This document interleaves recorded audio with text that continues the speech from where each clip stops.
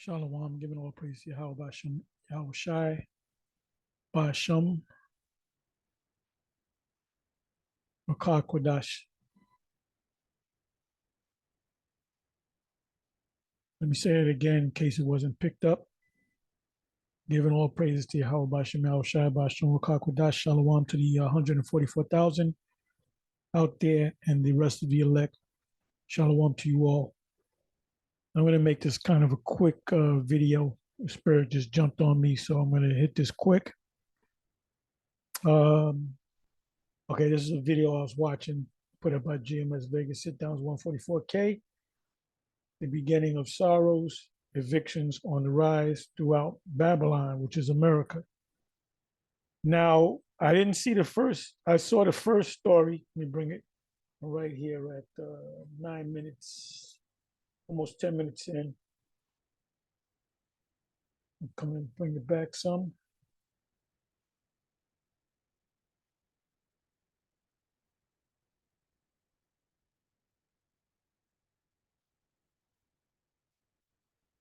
Okay, so this story right here, I didn't see, but the second story with the guy that looked like an Edomite, but he kind of sounded like a Jake. I saw that story somewhere else. I don't remember who put it up. Yeah, you got to watch this to get the whole story. There's a particular building complex that they're about to evict a bunch of women. It's all women. Residents upset after most tenants issued eviction notices at one Tyler apartment. And I believe this is Tyler, Texas, if I'm not mistaken. Didn't say whether it was in Texas or not. But then you got this story here. You bring it okay, you got another woman, another sister. And the story with our woman is this. They have different men in their life. And it's always like this. If they got 5 children, I guarantee you they're gonna be could be 3 different guys.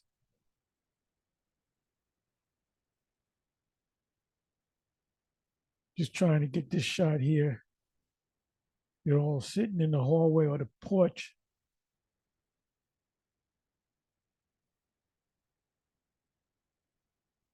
Okay, that's the second story. Bear with me for a minute.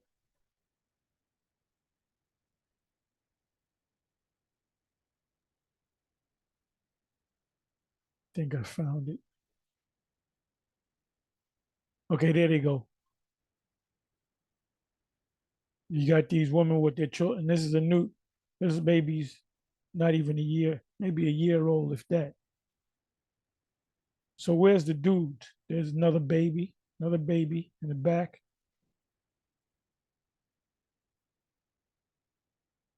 And all these women got babies, but I guarantee you, I don't know exactly how many children they have, but I guarantee you they have children could be in their teens, late teens, early 20s, out there, doing what they do. Then you might have a younger daughter that could be 9. Then, it's down the line, generations. One guy comes in your life, he gets locked up because he does something stupid, or he just leaves. Or, he's tired of you telling him what to do. He got to get a job. He don't want to get a job. Y'all get into a fight and he leaves, and then he's on to the next one. So these women mainly are in a fucked up situation. Because a man, if they desperate enough, they will knock somebody over the head and take what the hell they got. Women don't really do that.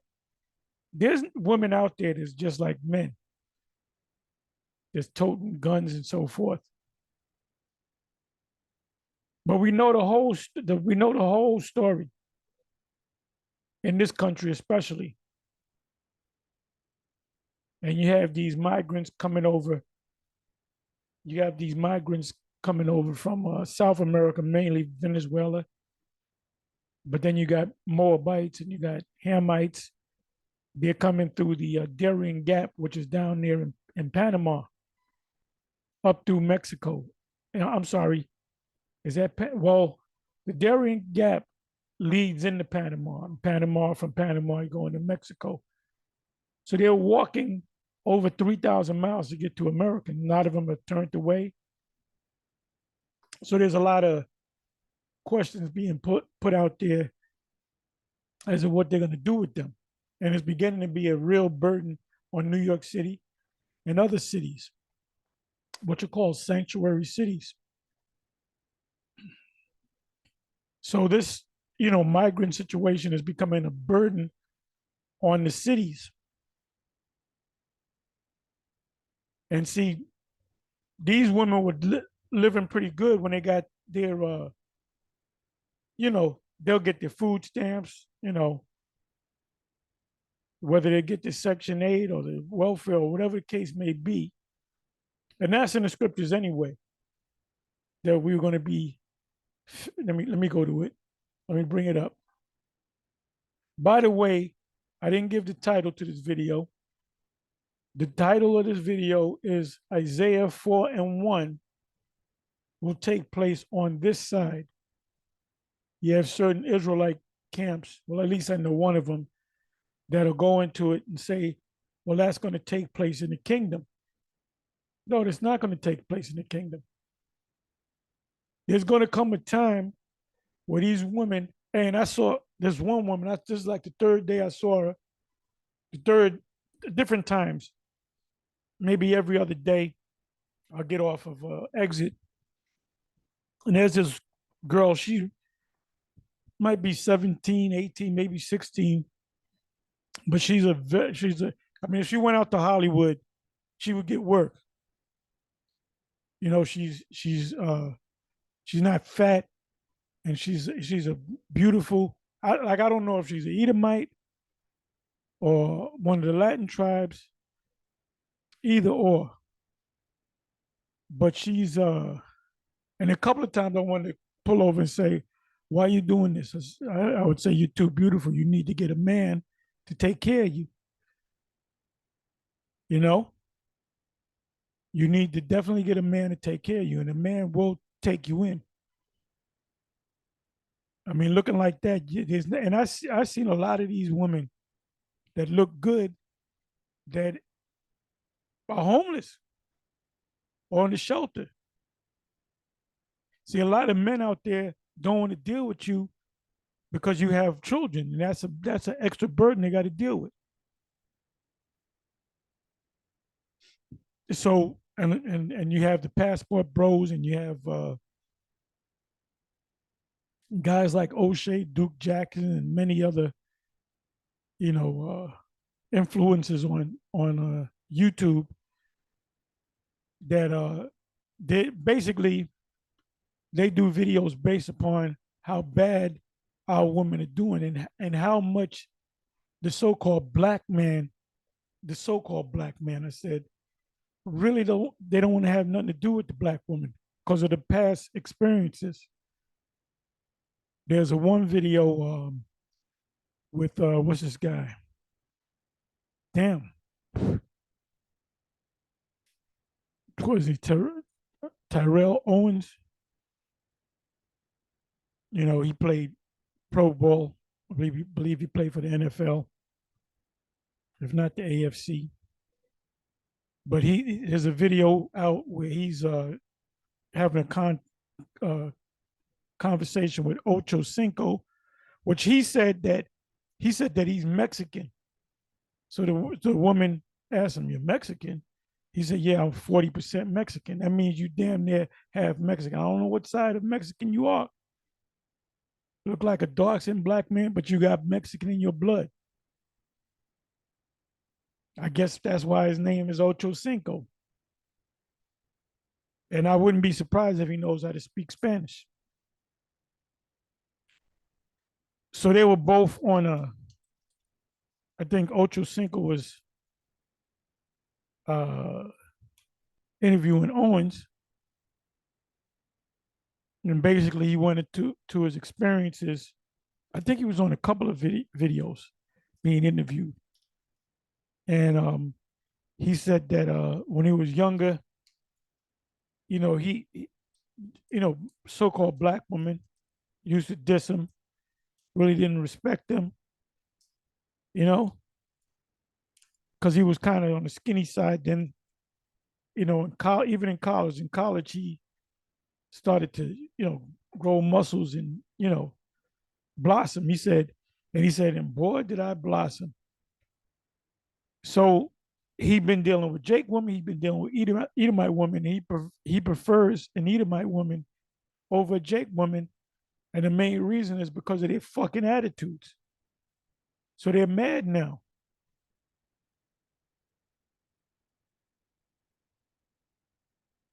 And my experience with Jake women, so,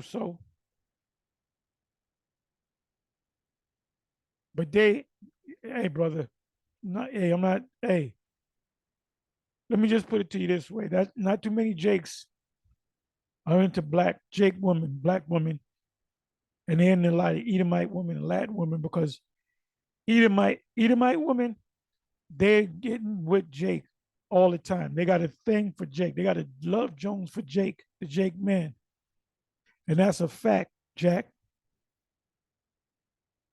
And the ones that say they don't, they either lying or they never been with a Jake. And once they get with a Jake, you know the old saying,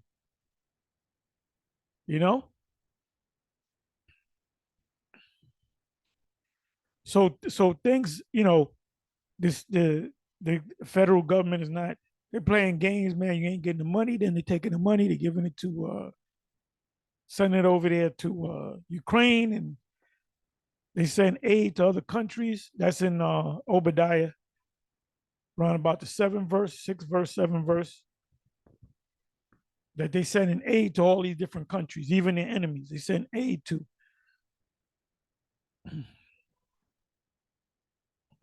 So anyway, you know what I'm gonna do? Let me go into a couple of precepts. So the first precept I went to is Isaiah 14. Oh, and by the way, I urge you to watch this video. I'm gonna watch the rest of it. But sometimes, as I said at the camp Saturday, I said sometimes I I'll watch a video and it'll make me want to do a video like a response to the video that I'm watching. So I had to stop this. Actually, I got 9 minutes in right here.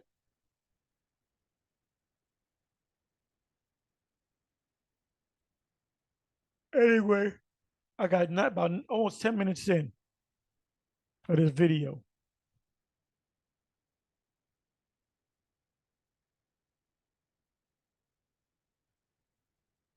So in the case of these women, they're gonna have to humble down to get with a man. Because we in the position, we're coming to the position where we can pick and choose. Oh no, I don't like you. You know, I don't like your eyes, or I don't like your attitude. So this 7 women shall take hold of one man will happen on this side. So now let me go into these precepts. Like I said, I'm gonna make this short. Isaiah 4:1. And in that day, 7 women shall take hold of one man. So you got like IUIC, they taught it recently. That's talking about the king. They ain't talking about the kingdom.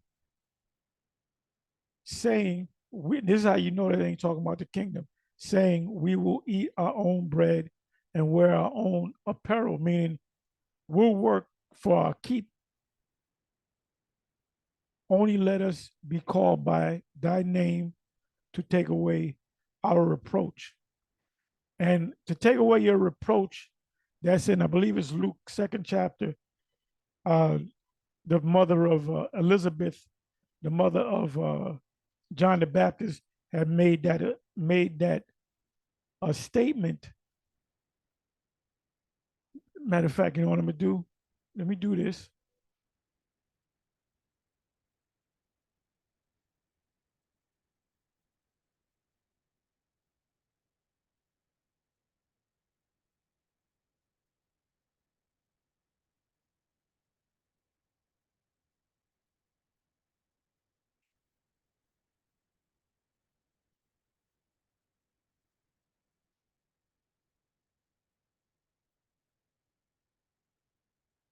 And all praises to the new Lucifer.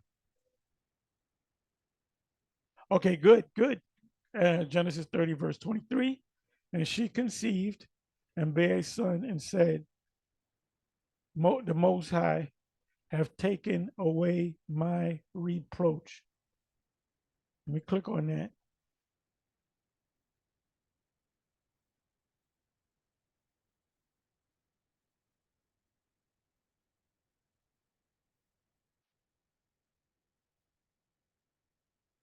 Talking about Rachel. Most High opened her womb, and she called his name Joseph or Yahweh. Yahweh is he will add, and said, Yahweh shall add to me another son. So she named, that's called an omen. And she conceived them. So let's pull some words out.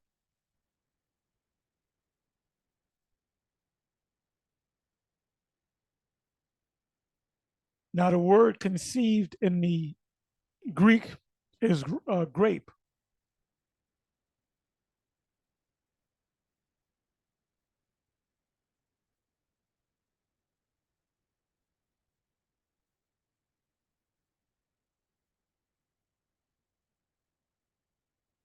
Take a mate. When she got pregnant, she said, "You have taken away my reproach."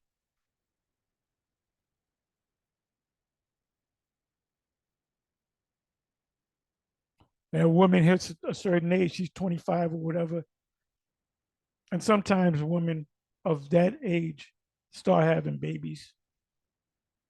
But if you're 25, 26, 27, you got a boyfriend here that don't last a couple months here. They behind your back, they're calling you an old maid. A maid is a virgin, so you're an old maid.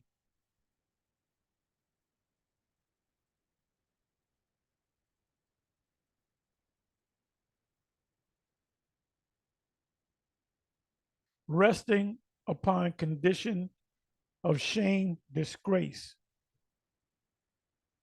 scorn. So if you are a woman and you don't have a man and you don't have a man's name and you don't have a baby behind it, they're talking shit about you. See, don't mess with the man. They don't give a shit. So let me come on back here.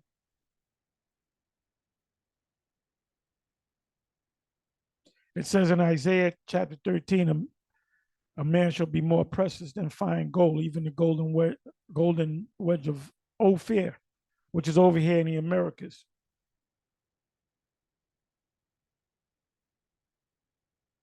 Okay, let me come back. One more.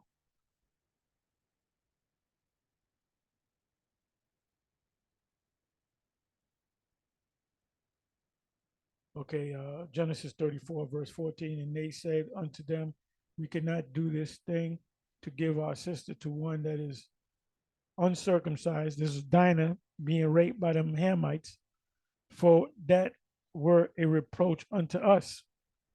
That's a disrespect unto us.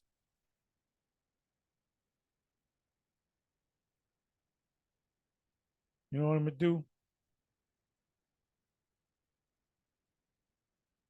So reproach is in the script mentioned in the scriptures 88 times.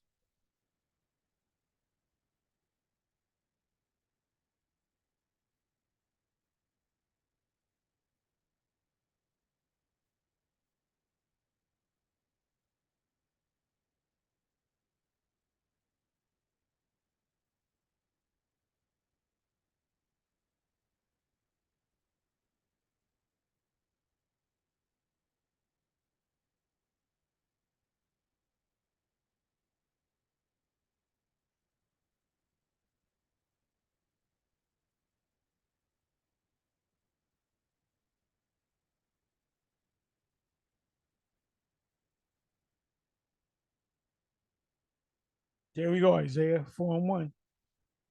And in that day, certain women shall take hold of one man, saying, we will eat our own bread and wear our own apparel.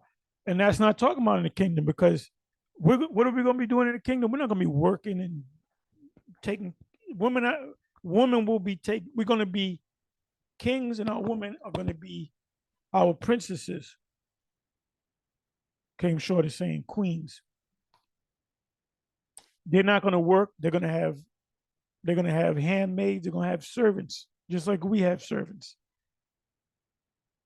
So when it says we will eat our own bread and wear our own apparel, meaning we're going to take care of ourselves. We're going to work. We're going to give you sex, and you don't got to you don't got to give us money. We'll get our own money. It said, only let us be called by thy name to take away our reproach. Because what is a woman? A woman is a walking, talking incubator. That's all she is a baby machine, a sex symbol and a baby machine.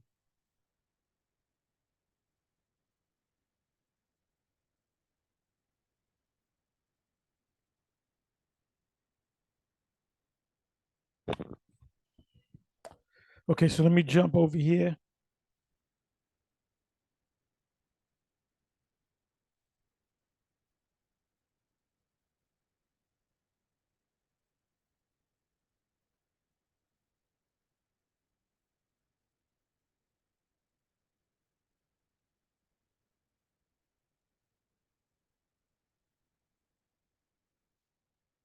Okay, it was in the first verse. Luke 1, verse 25. Thus hath the Lord dealt with me in the days wherein he looked on me to take away my reproach among men. Let's see what that's talking about.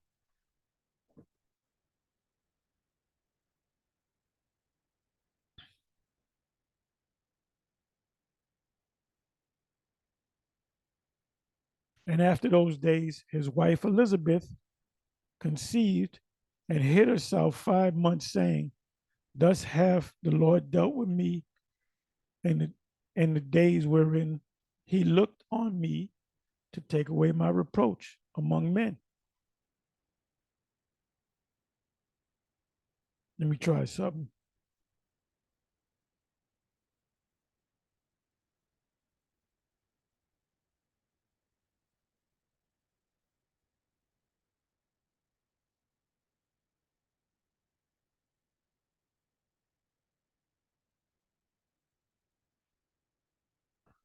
For he will be great in the sight of Yahweh, and shall drink neither wine nor strong drink, and he shall be filled with the Holy Spirit, even from his mother's womb. Wait a minute. Did the Holy Spirit um, impregnate Elizabeth? No, he was a special child. He was a prophet, just like our Lord was a prophet.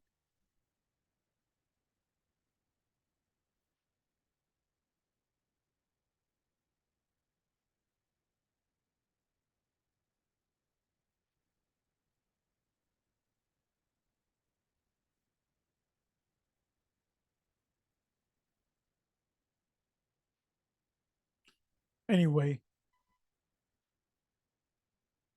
let's come back over here. So we know this by heart. Seven women shall take hold of one man, saying, we will eat our own bread and wear our own apparel. Only let us be called by thy name and take away our reproach. So in the kingdom of heaven, you're not going to have single women. Every woman, when they reach that age, the father is going to be looking to give that his daughter to a man of understanding, wisdom, knowledge, and understanding, which all Israelite men are going to have, because we're all going to be kings and priests. So now I went into the commentator, the comment section. So it says this. It says Cambridge Bible for Schools and Colleges, Isaiah 4:1, a companion, a companion, uh, a companion picture to Isaiah 3 verse 6. when a man shall take hold of his brother of the house of his father, saying, you have clothing, be you our ruler, and let this ruin be under your hands. You know, you got Jake out there that don't want to work at McDonald's for whatever, $10 an hour, 15, whatever the case may be. And the best way they can make good money is by being a drug dealer. And the people that the mother in the household, the people in the household, they know what he's doing. They have an idea. They seen him on the block, whatever the case may be. And they ain't gonna say nothing because everything, the rent is paid on time, food is in the refrigerator, the light bill get paid. You got the cable, you can get them pay-per-views. You can order out DoorDash, Uber Eats, and so forth. If your mama got to go somewhere, you can drive over there and look good driving what you're driving, whatever chariot you may possess. So you're doing good, and mama knows about it. But guess what? If you was to be a good boy and go work at McDonald's, you're gonna get that eviction notice. See, the scriptures deal with real situations. That's why Jake do what they do to make money. Their dream is either become a, play for the NBA or the NFL, or to be an actor, or to be a rapper or a singer. Those are your options right there. Or being a drug dealer. Then you make good money, whatever the money is you make. So the family know. The same thing with the mafia, the Italian mafia. Family knew that they were mobsters, that the men of the house were mobbed up. They knew that they passed it down to their sons. It says the male population are in search of a ruler, the woman in search of a husband. And there's going to be a shortage of men. So it's going to have to be that way, that a man's going to have many women. The verse, therefore, represents an episode in that scene of anarchy. Anarchy. What does anarchy mean, y'all? I'm gonna let y'all answer it. What does anarchy mean? Because that's what this government and governments around the world slowly becoming an anarchy.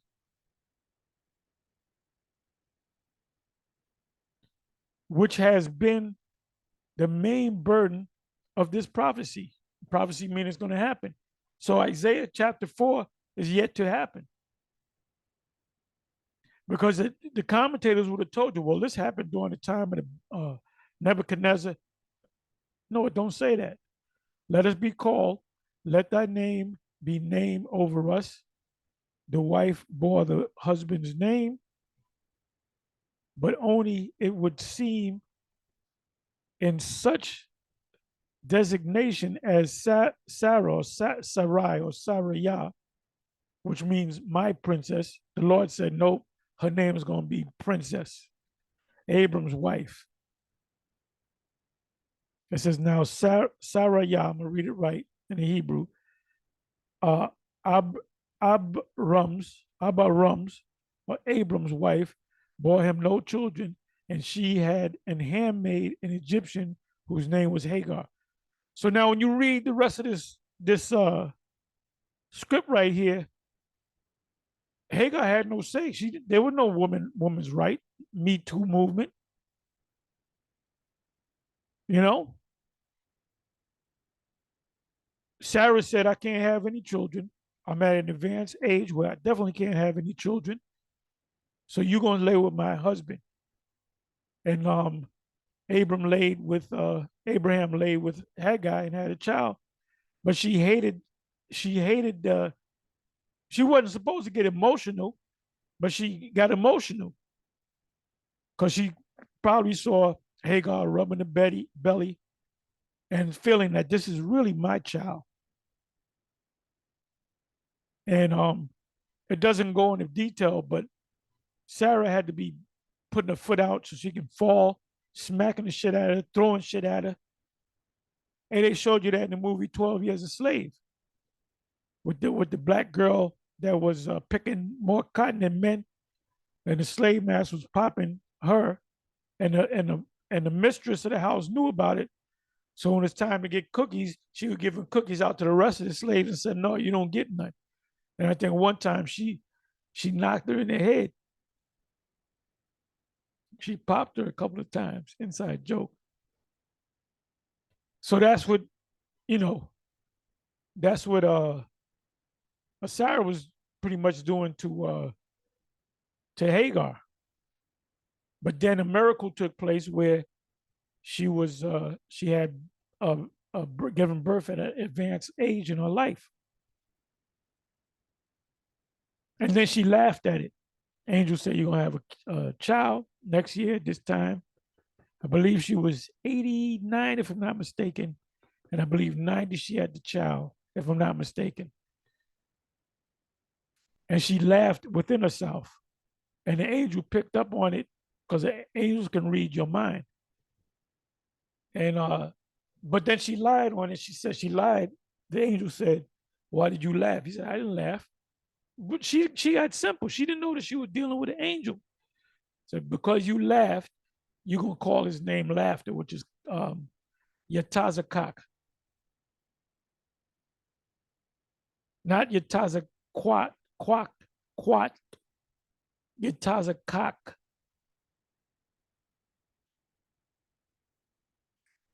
to take thou away our reproach. So we read the definition of reproach, right? If a woman is 25, 26, 27, 30, she ain't got no man, she's with different men, relationships last 3 months here, 5 months there. She had one good one that lasted a year and a half, but it broke up. When they have those gatherings, family gatherings, they looking at her sideways. She feeling like shit. There's this one woman now live where my woman lives. She's Simeon, right? And she got a younger sister, and her younger sister, she's on her second or third child, and and she's the older one. She ain't got no child. So I talked to her younger sister. I said, "What about your sister? When is she gonna get babies?" "Oh, well, she's got problems with what do you call it? Fibroids." And I'm positive. And she saw me. She said, "How you doing?" She real nice. And I was going to tell her, when you're going to have kids, just to strike up a conversation.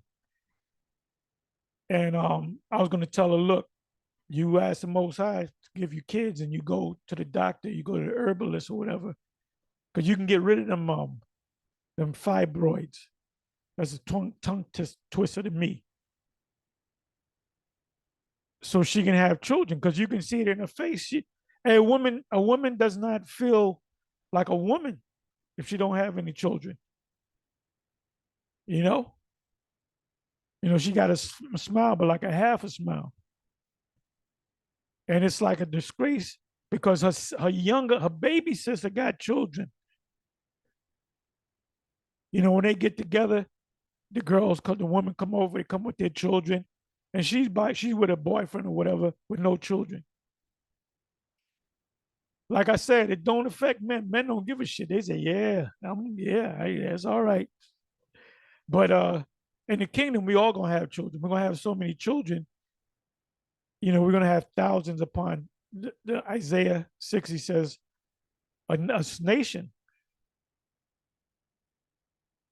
Is every time we turn around, you got 10 daughters and 17 sons that just got born. We're gonna name them and all of that. So our kingdom is gonna be a mighty kingdom, and the sons and daughters that we're gonna have are the ones that are left behind back here or around the world. The disgrace of being unmarried is meant. That's Judges 11, verse 37. And we were talking about this the other day. And she said, and this is matter of fact, you know what I'm gonna do? I want to go to the point. There's lessons within lessons. I said this wasn't gonna be long. It's being long. It's a little long. It's a little long. We were talking about this not too long ago. Matter of fact, we could have been talking about out in the street. Okay, let me do this. 37 verse.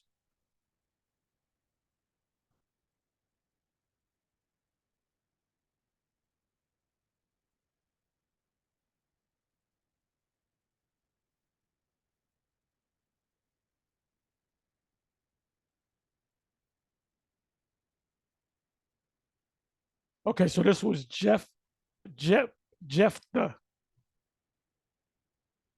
So he had made a vow, right?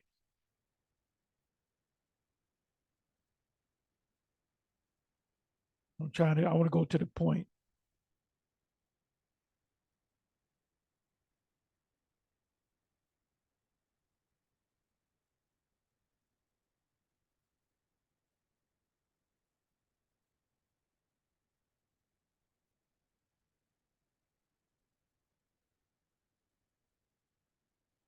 Okay, I think I got it. 30th verse. Let's see what the 30th verse says.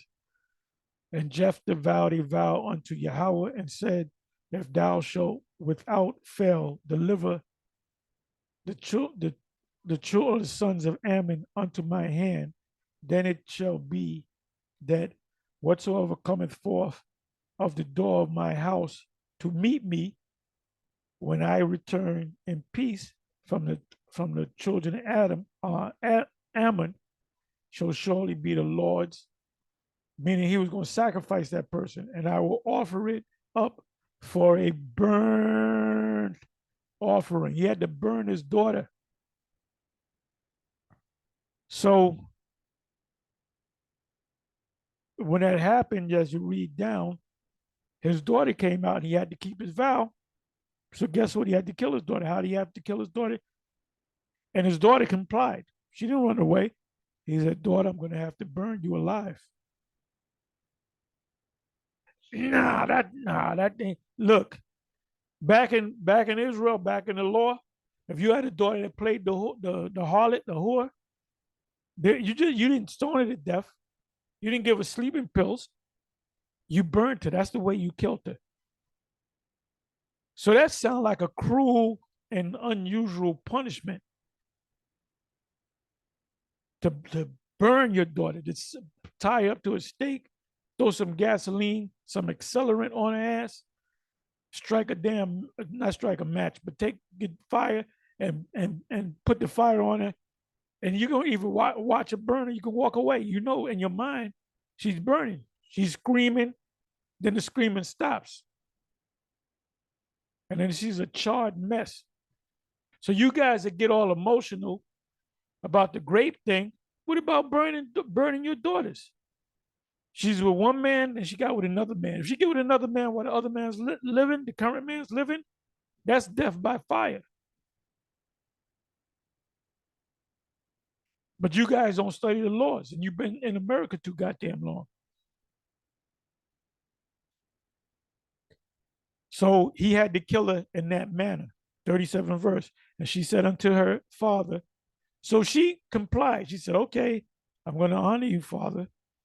You're going to burn me up? No problem. You're my father. Whatever you say goes. And she had to be young. I guess she had to be maybe 14. We don't know. It said, and she said unto her father, let me get a couple of months to get my thoughts together. It says, it said, and she said unto her father, let this thing be done for me. Let me alone. Don't worry, father. You made a vow. I came in the door. You're gonna burn me. I understand the law, and I'm with that. And I'm with that. It says, that's why the scriptures speak about making a foolish vow. So it says, and she said unto her father, let this thing be done for me. But in other words, let me do this before you burn me alive.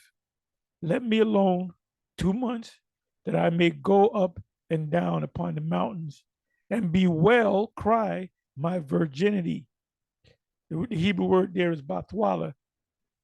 I and my followers, or my fellows, meaning your girlfriends, because they're mourning with you. And he said, go. And he sent her away for 2 months. And she went with her companions and bewailed her virginity upon the mountains. Now, check this out. Now, she should have ran away, right? Well, back then, you had to honor your father. For real. For real, for real. Do you think a nigga woman, do you think anybody in Israel would do that? And the woman that, Yahweh Shemata, she gonna comply. She gonna write to the vocab. This guy in this particular group, he said he gonna burn his daughter, and that's what I got his daughter right here. That's when I found out it was really a code, and I should have listened to you, vocab. Anyways, so you can so you clowns are saying you got to keep all the laws. Are you gonna keep that law? Huh? Are you gonna keep that law? It says, and so stop playing. First of all, you know about 3 laws. The fuck you mean you gotta keep all the laws? You know 3 laws. The rear fringes, the Sabbath day, which you got that off, so that's you don't even got that law right. The new moon is a full moon. That's another law that you done broke. You know, 3 goddamn laws talking about keep the laws, keep the laws. And it and it came to pass. You better start learning. You better start studying the law. If you're gonna tell people to read the law or keep the law, you don't know the law your damn self. It says, and it came to pass at the end of 2 months that she returned unto her father, who did with her according to his vow, which he had vowed. And she knew no man, and it was a custom. It was a custom in Israel, meaning a custom is another way of saying a law. That the daughters of Yasha'Allah went yearly to lament the daughters of. So that was a thing that they kept lamenting. So guess what? Y'all women got to lament the daughter. Y'all keeping that law, huh? That the daughters of Yasha'Allah went yearly to lament the daughter of Jephthah, the Gileadite, 4 days, 4 days in a year. So how many of y'all camps are keeping that? Okay, you sisters, you got to go out. You got to mourn for Jephthah's daughter. Year by year, 4 days in a year.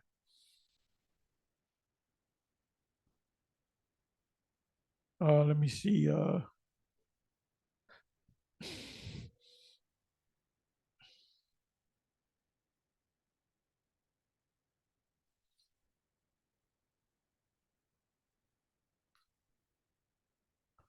It says Crutius cites a touching parallel from Lucan. I don't read all this stuff. This is where vocab goes. He'll go into these different church fathers, during the 800s. We don't go by that bullshit. That's not scripture. That's not canon. That's not divine. And in that day, 7 women.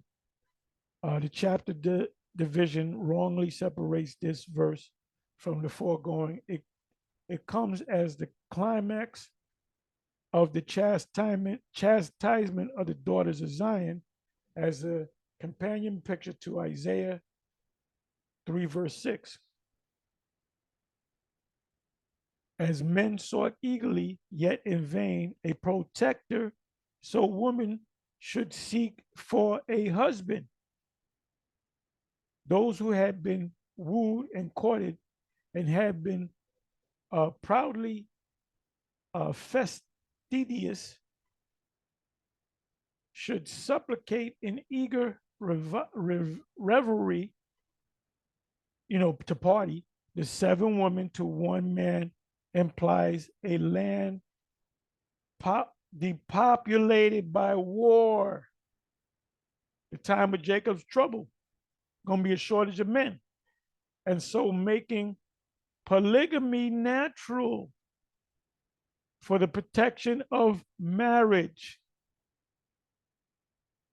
and that not on the usual conditions of having food and clothing found for them.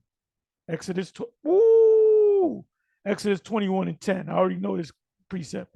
If he take him another wife, her food, her remnant, and her duty of marriage shall not be diminished.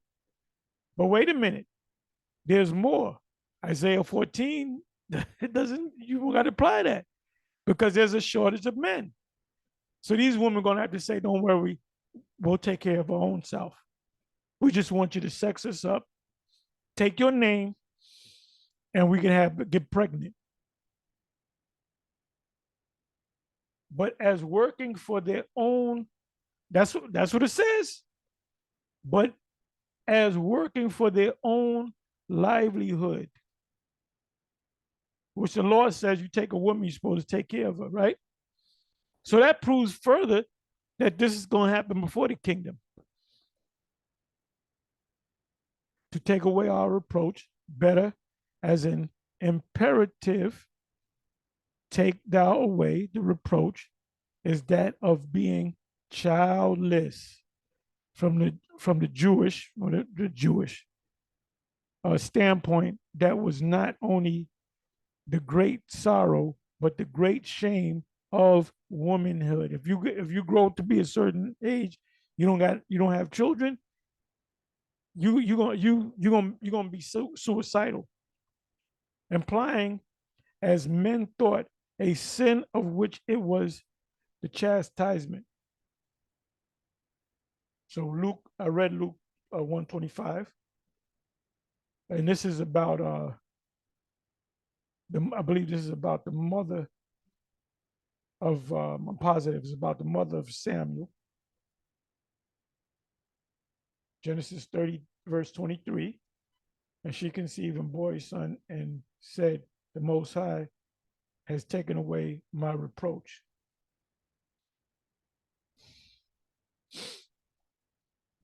So even they're saying this thing is going to happen in a time of anarchy. I want y'all to give me the definition for the word. I already know the definition. If you don't look in a dictionary, you're going to give me the wrong definition. Anarchy doesn't mean what you think it means. So you got to look it up. Okay, so now let me go to this one, and I'm going to close it because I did go kind of long. So this is Second Ezra chapter 16. I go on to say, and this goes hand in hand with Second Ezra chapter 15. But this is what it says.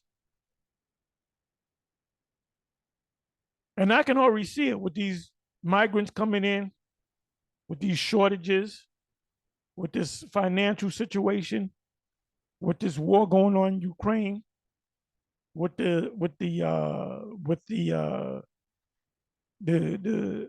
sea ragamuffin coming back. It says here, 33rd and 34th verse, you can read this whole chapter. Matter of fact, you can read, we try to go through it Saturday, but we're going to have to start reading it again. We're going to have to start going into 2nd Ezra 15, 2nd Ezra 16, and 2nd Ezra 14. It said, the virgins shall mourn, having no bridegroom. And I did quote Isaiah 13, a man shall be more precious than gold. That goes hand in hand with 7 women shall take hold of 1 man. Because there's going to be, the women are going to outnumber men. It said the virgins shall mourn, having no bridegroom. The woman shall mourn, having no husbands. Their daughters shall mourn, having no helpers.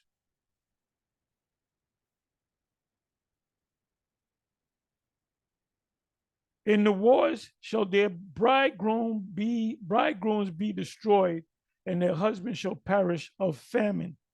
So there's going to be a shortage of men.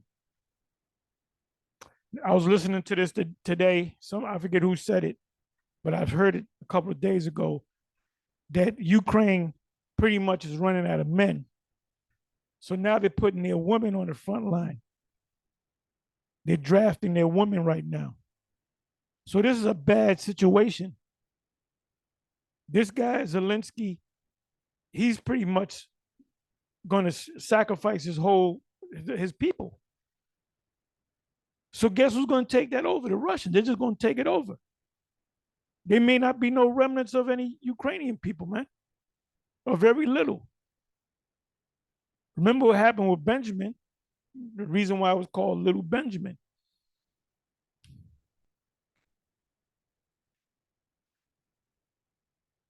So anyway, that's all I'm going to say. With that, I'm going to say shalom. So we're coming to the time of Jacob's trouble.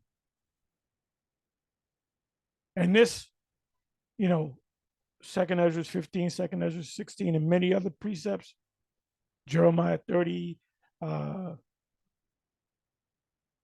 Daniel 12, and many other scriptures, hint at Jacob's trouble. And then we want that to happen. We want Jacob's trouble to hurry up and come. And the timetable would have to be right after the great chipping. There's going to be oh boy, I can't wait till they institute these chips, man, because everything's going to move lightning fast. So we almost out this bitch. Anyway, with that, I'm going to say shalom.